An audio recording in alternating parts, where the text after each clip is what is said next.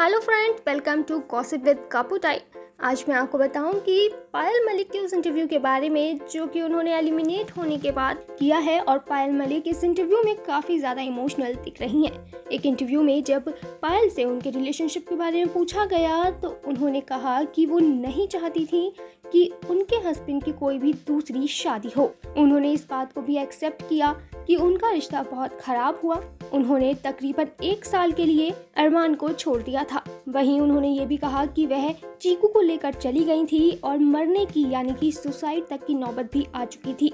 फिर जब end of the day उन्हें ये पता चला कि कोई भी रिश्तेदार या दोस्त उनके काम नहीं आएगा और उनका पति ही उनके काम आएगा, फिर वापस उन्होंने अरमान से बात की और अपने रिश्ते को सुधारने के लिए काम किया।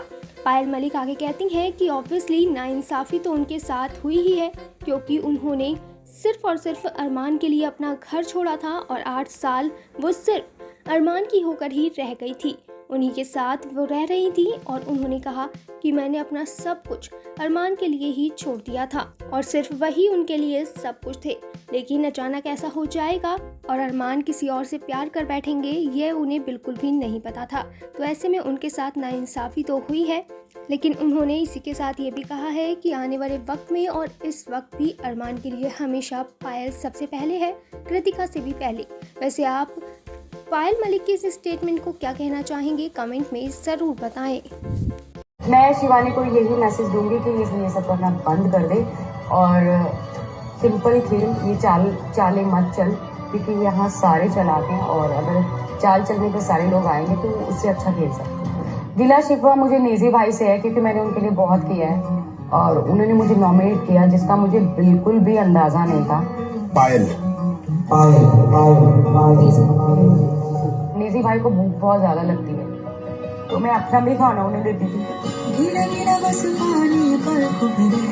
उन्होंने मुझे नॉमिनेट किया, उसका बहुत दुख है। धीरे-धीरे सपना से रह गया।